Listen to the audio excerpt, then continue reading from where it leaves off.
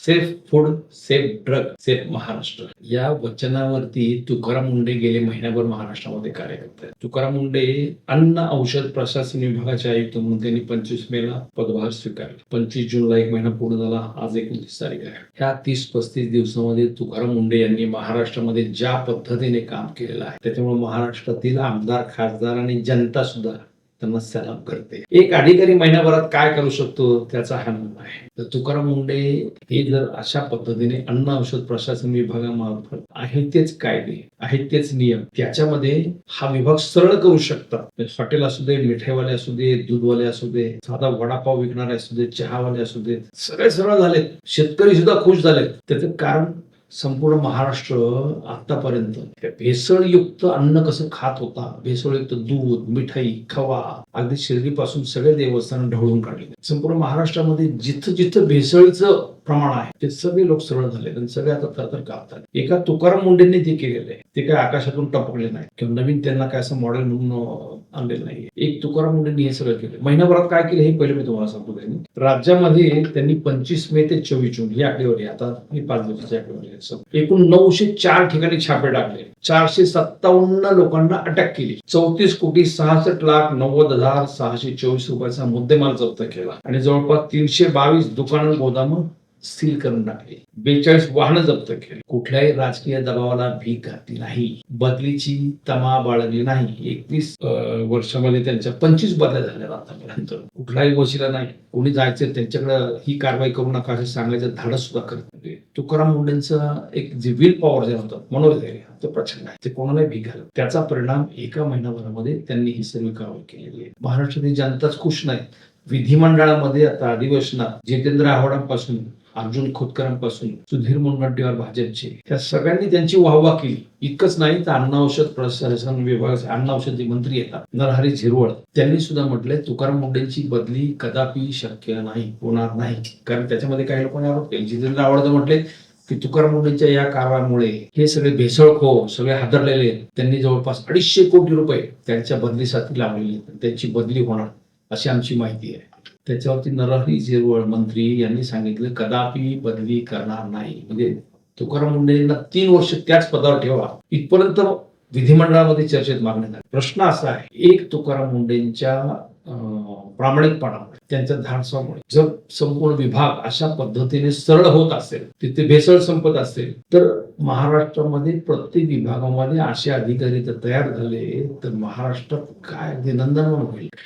महाराष्ट्रामध्ये 435 IAS आणि 329 IPS म्हणून 764 अधिकारी, 764. तुकाराम मुंडेंसारखे आणखी प्रामाणिक अधिकारी आहेत. भ्रष्ट अधिकाऱ्यांविषयी मी आता बोलणार नाही. भ्रष्ट अधिकाऱ्यांची यादी पण फार मोठी आहे, परंतु प्रामाणिक अधिकाऱ्यांची पण यादी आहे. तुकाराम मुंडेंसारखे आता मुख्यमंत्री देवेंद्र फडणवीस यांचे प्रधान सचिव असलेले डॉक्टर श्रीकर परदेशी स्वतः वैद्यकीय त्यांनी MBBS केलेले BJ मेडिकल मध्ये. त्यांनी जिथं जिथं काम केलेलं आहे तर कायद्याच्या चौकटीत जे बसतं त्यालाच हो म्हणतात. बाकी मग दुसरं कोणी बाप आला, खासदार, आमदार, मंत्री जरी आला तरी त्याला ते जुमानत नाही.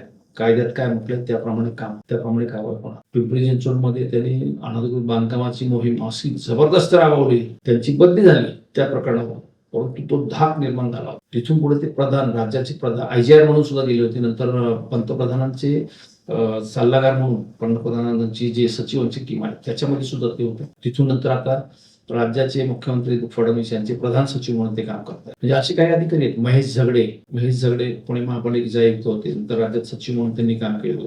एक प्रामाणिक अधिकारी म्हणून अश्विनी भिडे ज्या मुंबई महापालिकेमध्ये आता अतिरिक्त आयुक्त आहेत, ज्यांनी मेट्रोचं काम अगदी सक्सेसफुली करून दाखवलं. असे प्रामाणिक अधिकाऱ्यांची यादी आहे.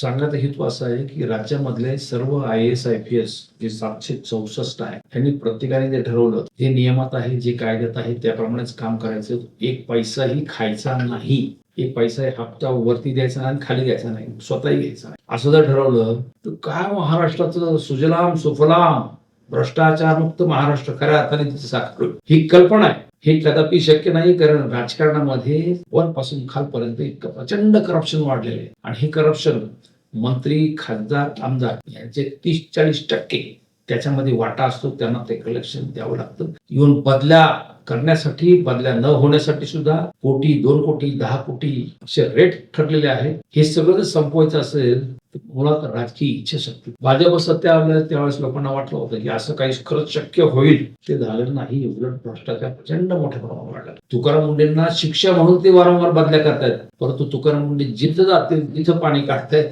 तिथं तो विभाग असं सरळ करतायत की तिथले खालचा स्टाफ सुद्धा नंतर म्हणतो नाही यांची बदली करणार तर आमचं जगणं मुश्किल. एक प्रामाणिक अधिकारी काय करू शकतो ना, ते तुकाराम मुंडे. त्यांनी कोठे कोठे काय काय कारवाई केल्या गेल्या महिन्याभरामध्ये, आणि जे त्याचे रिझल्ट आलेले, त्याचे परिणाम जे दिसत आहेत, त्याच्यावरती समाज म्हणून खुश आहे. काही म्हणा, महाराष्ट्रामध्ये प्रत्यक्ष दुधाची मागणी किती, पुरवठा किती, याच्यातलं अंतर जर पाहिलं तर भेसळयुक्त दूध किती मोठ्या प्रमाणात येत होतं, त्याला चाप असेल. खवा, पनीर, मिठाईसाठी दुग्धजन्य जे जे पदार्थ आहेत त्याच्यामध्ये प्रचंड मोठ्या प्रमाणात भ्रष्टाचार, प्रचंड भेसळ. शिर्डीमध्ये परवा 750 किलो भेसळयुक्त पेढा जिथं प्रसाद म्हणून वाटला जात होतो, तो पकडला, नष्ट केला. राज्यामध्ये प्रत्येक देवस्थानच्या ठिकाणी असेच बघा, जिथे जे लग्नाच्या जेवणावळी आहे तिथं पनीरची भाजी असली ना, आता लोक पनीर भाजी नको म्हणतात. लग्नाचा कोणी जो यजमान असेल तो म्हणतो पनीरची भाजी आमच्यामध्ये नकोच, कारण का, तो पनीर भेसळयुक्त पनीर असायचं.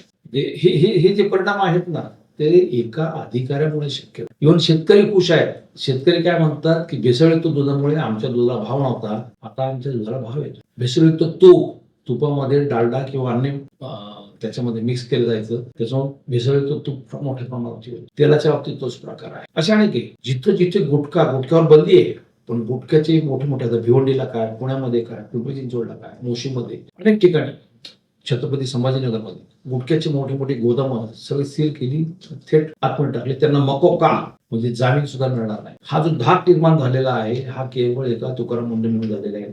अशा प्रकारचे तुकाराम मुंडे जर 754 तुकाराम मुंडे इथं तयार झाले महाराष्ट्रामध्ये, तर काय होईल? रामराज्य खऱ्या अर्थाने इथे येईल. हे मी जे सांगतोय ते आतापर्यंत जे त्यांचे रिपोर्ट आहेत त्याच्यानुसार बोलतोय. ही लोकांची मागणी आहे. लोकांना स्वच्छ प्रशासन पाहिजे, 1 रुपयाही न खाणारा तलाठी पाहिजे. पण इथे तलाठी सुद्धा 1000-2000च्या खाली बोलत नाही. 7-12 काढायला सुद्धा 500 रुपये घेतो. तहसीलदार साधा गौण खनिजचा परवाना किंवा गौण खनिजवरती कारवाई न करण्यासाठी म्हणून 50-50 हजार रुपये, लाख रुपये घेतात. कलेक्टर ऑफिसला सुद्धा कलेक्टर कलेक्शन करतात. मोठमोठे महापालिका आयुक्त त्यांचे प्रत्येकी 4-5% प्रत्येक कामावर घेतल्याशिवाय काम करत नाहीत. हे सगळं आहे, लोकांना माहिती आहे. त्याच्यामुळे बिल्डर पासून, व्यापाऱ्यापासून, उद्योजकांपासून सगळे त्रस्त आहेत. सगळ्या ठिकाणी एक तुकाराम मुंडे पुरा पडू शकत नाही, परंतु तुकाराम मुंडेंसारखे असे जर शेकडो अधिकारी तयार झाले तर खऱ्या अर्थाने रामराज्य साकारेल, खऱ्या अर्थाने स्वच्छ प्रशासन मिळेल. लोकांची तीच साधी मागणी आहे. जे नियमात आहे, जे कायद्यात आहे त्याच्याप्रमाणेच कारवाई व्हायला पाहिजे, त्याच्याप्रमाणे काम व्हायला पाहिजे. बेकायदा काम कुठेही नको.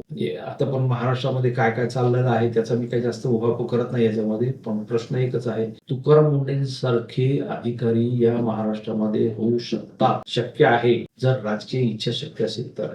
देवेंद्र फडणवीस यांची विल पॉवर आहे, परंतु ते करत नाही. उलट भ्रष्टाचार कितीतरी प्रमाणात वाढलेला आहे. हे व्हायला पाहिजे अशी जनतेची मागणी. जनहो, तुम्हाला काय वाटतं? तुम्ही या विषयावरती जरूर व्यक्त व्हा. धन्यवाद.